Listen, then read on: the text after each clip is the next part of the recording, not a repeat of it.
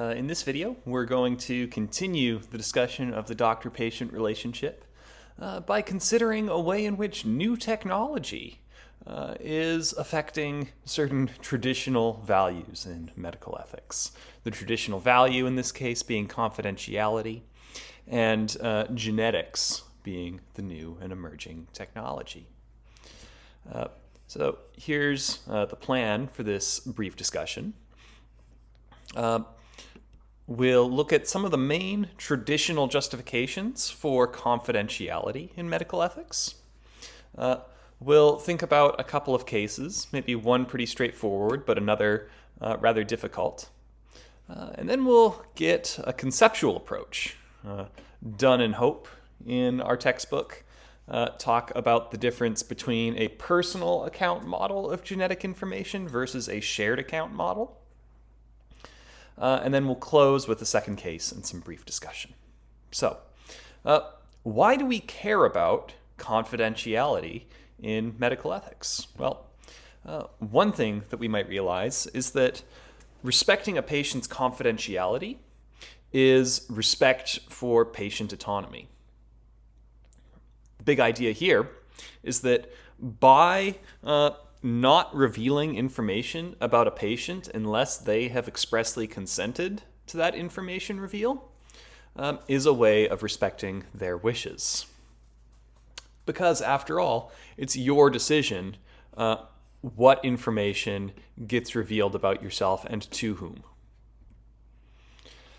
Second thing we might say is that within medical ethics, we might suggest that there is something that we would call an implied promise to respect confidentiality.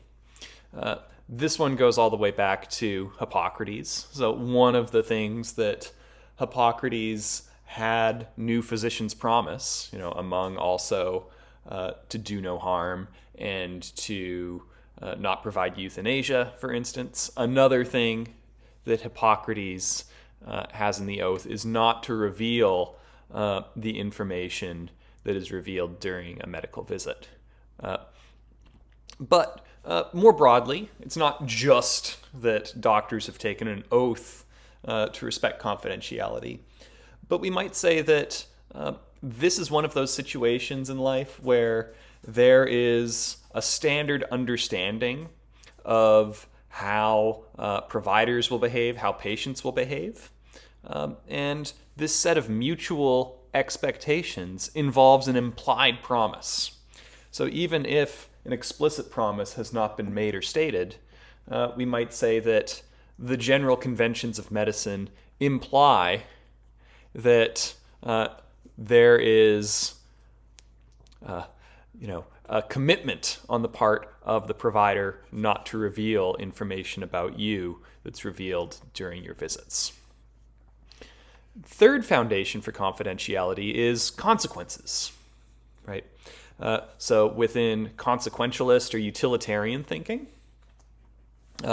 we might realize that we could give certain rationales about how we could make the world a better place by respecting patient confidentiality. And on this utilitarian approach, we might say something like this. Patients will be more willing to share intimate details about their lives and get a better diagnosis and get treated better, but only so long as they trust that their information isn't going to go too far. Because, of course, if you thought that your employer might use your health information against you, then you might not tell the doctor if you thought the doctor was going to reveal that information to your employer. Right? So we get better diagnosis and better treatment when we have a healthy convention of making sure that providers respect patient autonomy. Now, there are exceptions to these confidentiality rules. So, for instance, in the context of the British scenario that Dunn and Hope are writing from, they point to the British General Medical Council, saying that disclosure of medical information without consent might be justified in cases where the public interest is promoted in doing so. So this might involve, for instance, revealing to the public at large that a certain number of patients have tested positive for COVID within your office. Or we might notice something like sexually transmitted infections, that providers have a duty to warn both public health officials, but also perhaps other sexual partners of a person who has a sexually transmitted infection. And you may also know that if a patient says that they intend to harm somebody, then the police would be involved. So we have standard rationales, respect for autonomy, implied promise, and consequences. We also have some standard exceptions. And this might be the traditional way of thinking about confidentiality within medical ethics. Now, consider a simple scenario, and this one is given by Dunn and Hope on page 97. So here's what happens. Following a healthy pregnancy and birth, Mary visits her general practitioner for her routine 6-week postnatal visit. Mary's husband, Peter, is registered with that same GP. During the consultation, Mary reveals to the doctor that Peter is not the father of her child. So the question is, should the general practitioner reveal to Peter that he is not the father of the baby? Now, if we go back to this, we might say, look, respect for patient autonomy. We might say, look, it's up to Mary when Peter gets to learn this information. 2, there is an understanding that the doctor will not reveal this information to Peter, and that's part of why Mary is comfortable enough to tell this information. And 3, we might say best consequences. If general practitioners start blabbing to spouses about affairs, we might say, well, that might actually lead to patients not speaking up, patients not having, for instance, sexually transmitted infections treated. So that could be a long-run consequence of the general practitioner revealing this information to Peter. Now, another thing that I'll hear from people when I ask them, why should you respect confidentiality? Well, sometimes I'll hear people just say, well, that would be a HIPAA violation. HIPAA being the health privacy law in the United States. It's true that it would be a HIPAA violation, and we might think that we could actually tie respect for the law into best consequences. This general practitioner will be less able to do his job well for other people if he violates HIPAA. But I would point out these 3 basic foundations go one step deeper than just the law, right? Because we can always ask the question, why should we care about HIPAA? And it's these 3 answers on the page that would give us a better understanding of why HIPAA merits our respect, rather than just saying it's the law. Okay, so this is our standard story. We have confidentiality, which is undergirded by autonomy, promise, and consequences. And it would even apply to a case like this one, where Mary has some information that she's keeping from her partner, Peter. Now, here's a more difficult case. This one's kind of like the case of Peter and Mary, but here we have Robert and Hannah, and they are parents to a baby with an undiagnosed genetic disorder. They want to know how likely the disorder will be in future children. And upon comparing Robert and Hannah's genetic sequence to the baby's, it's discovered that Robert is not the baby's biological father, and that the disorder is likely a case of a recessive gene. So when we're talking about recessive genes, these are genes that do not express themselves in situations where a carrier has one dominant gene and one recessive gene. Sometimes you'll see this shown as like having a big R and a little r, right? We might say that Hannah has a genetic code like this, and it just turned out that Hannah provided a little r to the baby, and Hannah's partner, who was not Robert, had a similar genetic profile, big R, little r, and provided a little r to the baby. And we realized that Robert could not be the father because Robert does not carry the recessive gene. Robert carries big R, big R. Okay, so basically the answer to the question, would having another baby lead to a disorder in all likelihood? Well, what we could tell them is this. If Robert and Hannah conceive a baby together, there's basically a 0% chance that the next baby would have the same condition. If Hannah were to conceive another baby with the actual biological father, because you're going to provide one of your genes, there's a 25% chance that both parents would provide the little r instead of having at least one of them provide a big R with the next baby, right? So that's the situation. Now, here's the question. Should the geneticist disclose to Robert that he is not the baby's biological father? Now, here's Dunn and Hope's thought. Think back to those classic rationales we just considered.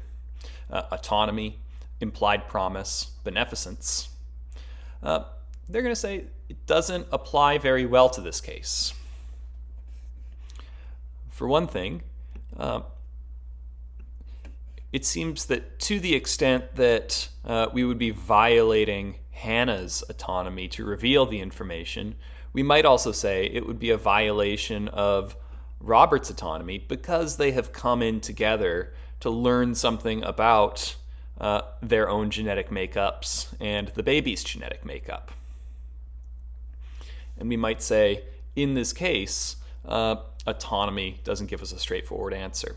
We talk about implied promise, but we might notice that this kind of situation where we're doing genetic testing and trying to figure out the likelihood of a genetic disorder in the next baby, well, with a new technology, it's not clear what the conventions and expectations actually are. And beneficence. We might wonder if telling a white lie, we might say, look, Robert and Hannah, if you have another baby together, the chances of that disorder showing itself again are basically zero. That might lead to less harm, suffering, and grief than in the other case. So Dunn and Hope are going to say, in this case, unlike the case of Peter and Mary, it seems like we have arguments that push us in both directions about whether Robert should be given the information. Now, here's where Dunn and Hope take a conceptual, maybe a philosophical step. And they say part of what's underlying different ways we could approach the case is two ways to think about genetic information. And they take this model as an analogy. It's an analogy from banking.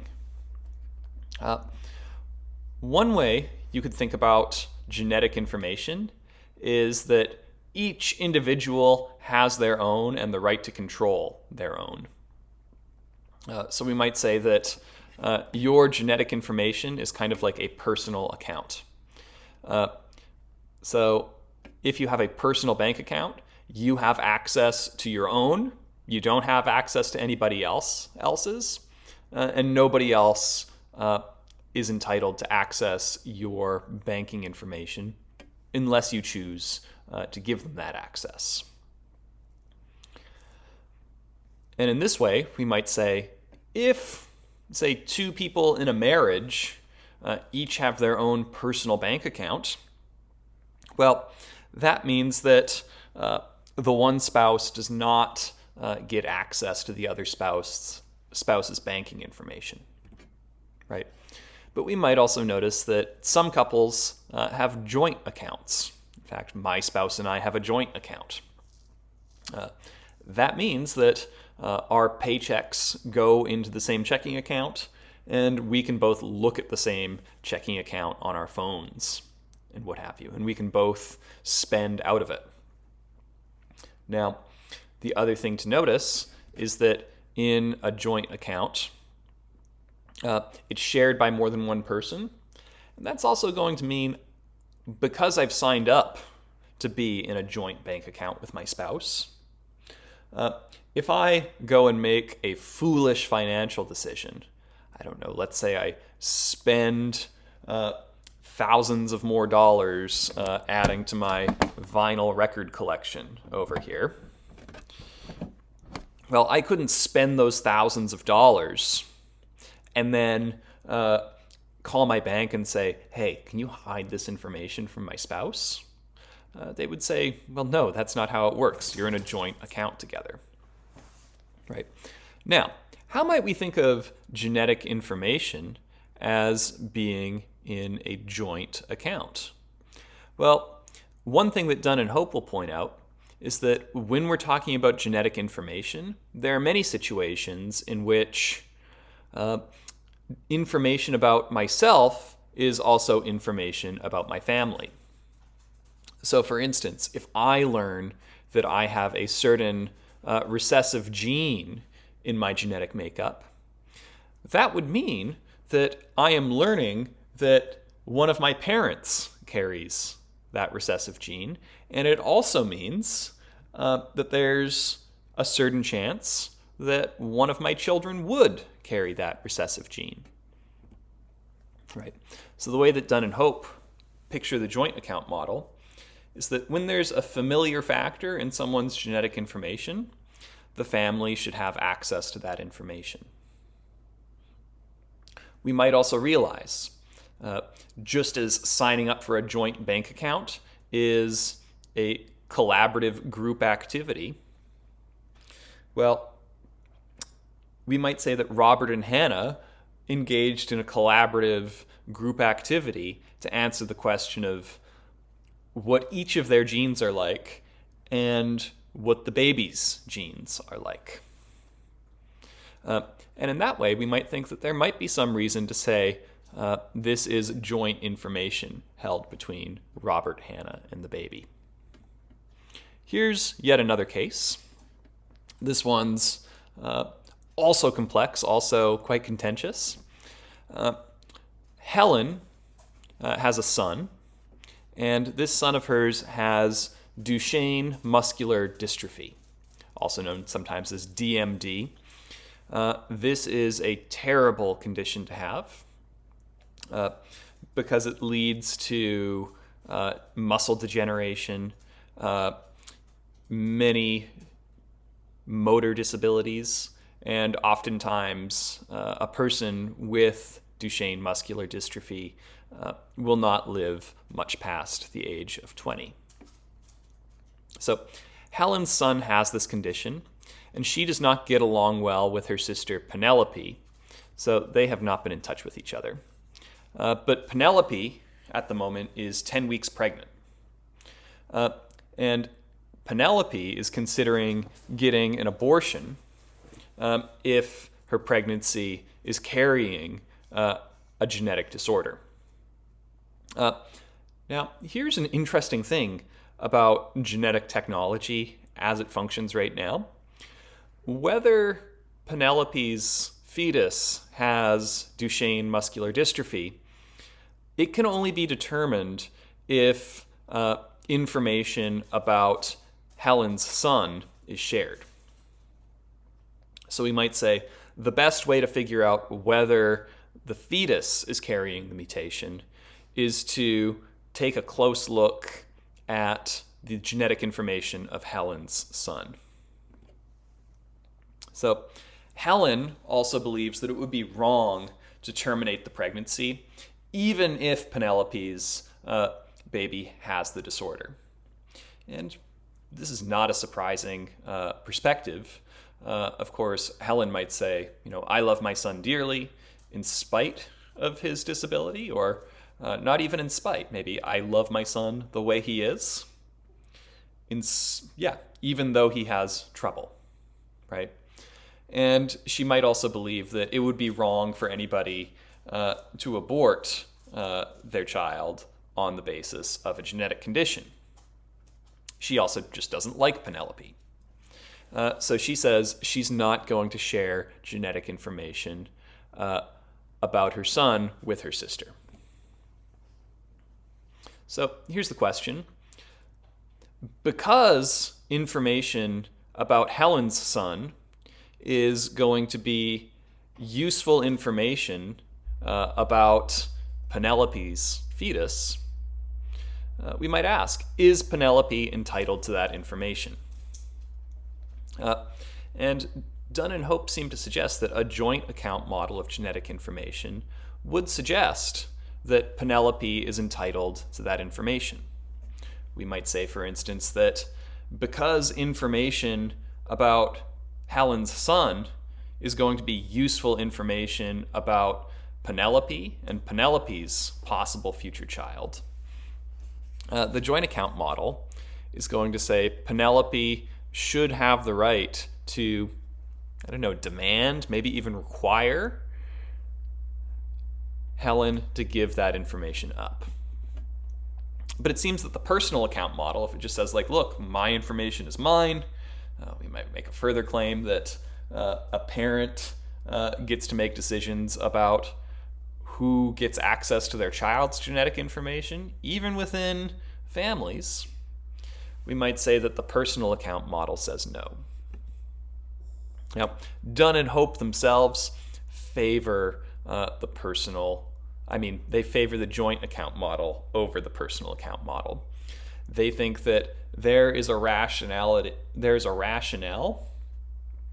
to lowering our traditional ways of protecting confidentiality in order to promote decision-making power and well-being in situations like this.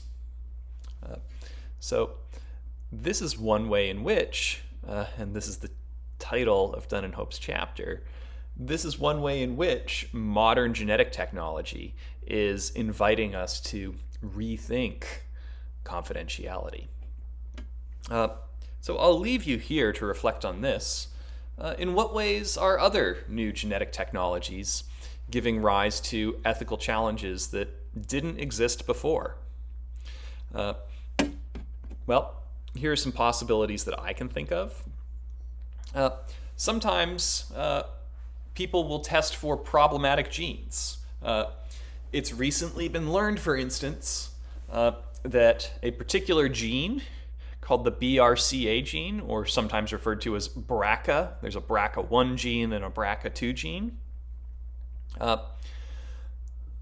there can be a mutation in the BRCA gene which can increase a person's chances of getting cancer. A BRCA gene, when it's functioning correctly, will fight the growth of tumors, basically. And if you have a mutated BRCA gene, you are more likely to get cancer. Now, another tricky, troublesome thing about this technology is that you can still get cancer even if you have no BRCA mutation. And even if you have a BRCA mutation, you still might not get cancer. But it certainly makes a difference to know that you have that mutation. Now, here's an issue. Maybe there has been a history of breast cancer or ovarian cancer in your family. That would be a reason for some people to test for the BRCA gene. But other people just don't want to know if they do carry this gene or don't. Some people might say, look, I intend to have children, I intend to become a parent, and informing me that I carry the gene would just make me guilty about it. So I'm just not going to test for the gene. There are people who think like that. There are other people who think in the exact opposite way. I need to know whether or not I'm carrying the gene because that's going to make a difference to how I live my life. It might also make a difference to how these people decide about having children. But what if there's a dispute within the family, right? Because what if one sister wants to test for the gene and they find it in themselves, but their other sister didn't want to know about the gene at all? Well, they then know that they have a 50% chance of having received the gene from their parents. This might be one ethical issue that requires navigation and maybe more conversation within those families. We now have the technology to sort sperm cells or embryos according to their genetic makeup in order to select sex. Now, in this case, this is something that is currently being done. There are technologies here in America where a person can call a clinic and get help sorting their embryos male from female, and where they can then select the sex of their baby. Now, there are regulations around these practices, so often these clinics will not allow a person to sex select unless they're sex selecting for the purpose of family balancing, right? So you're only allowed to select for a girl if you've already had at least one boy, and your main reason for sex selection is because you want both a boy and a girl in the family. So this is a possibility that's become actual, and it's also one that's a matter of large ethical dispute. We might notice within genetics, it's not as if we find a new technology and all of a sudden it works perfectly. So we might notice that some technologies are unproven. So we could talk about testing for athletic performance or intelligence. We might get some indicators, but much like the BRCA gene, it's not like there's a simple gene that you can just read off of a person's genetic code and know instantly that, oh, well, this person is going to have dyslexia or this person is going to win a Nobel Prize. It's quite imprecise. So we have these unproven technologies that are being marketed as perhaps everything that some expectant parents might have ever wanted. We might also, within this realm of unproven technologies, talk about CRISPR, this new tool that we now have for editing genes.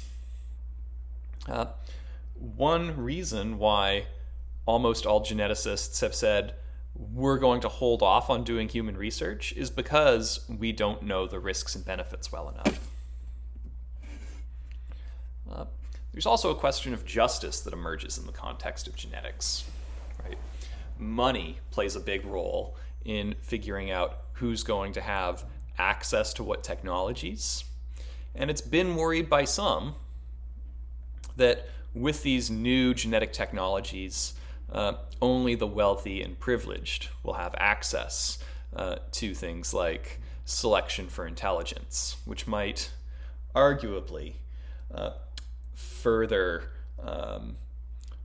deepen the divide between the rich and the poor, the well-off and the less well-off in our society.